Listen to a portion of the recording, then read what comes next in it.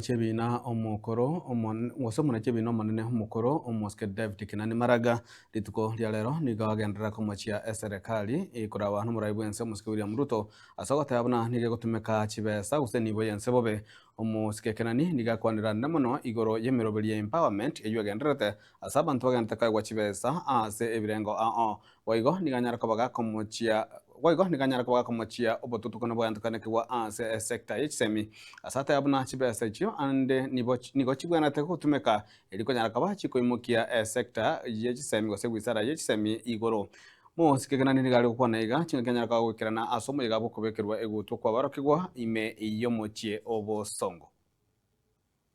You have seen members, the deputy president and other ministers going around distributing money in the form of empowerment. Some of them have even gone to State House that they are going to, and have received money there. What nobody has told you is where this money is coming from. The simple fact is that this is money which has been taken from public coffers and it is being given to the public as though it is donations from the president and his government. This is your money which has been stolen from you, and it is bribery in advance of the 27 elections.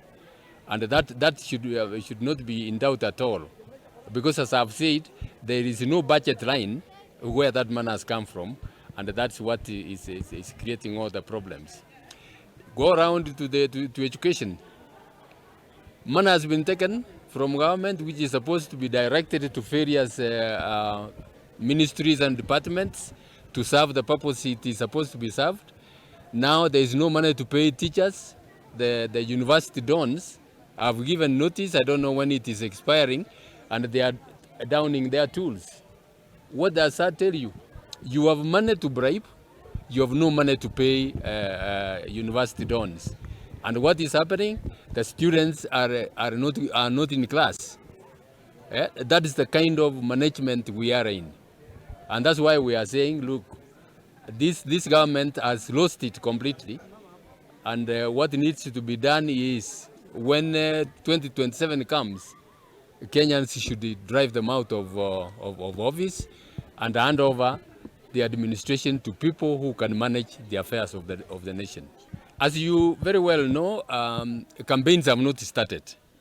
What I'm doing at the moment is going around in counties, in various counties, in town hall meeting stakeholders to know their views.